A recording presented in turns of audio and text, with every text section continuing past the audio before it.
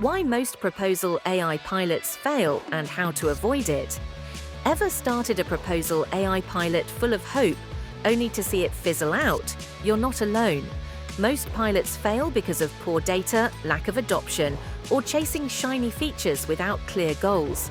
When that happens, your team feels frustrated, leadership loses trust, and the tool ends up as expensive shelfware.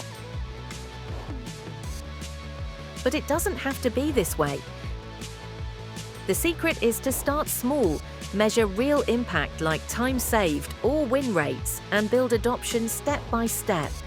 If you're running or planning a pilot, don't gamble with your time and budget. At Baachu, we've seen what works and what doesn't. Drop us a line and let's make sure your pilot ends in success, not stress.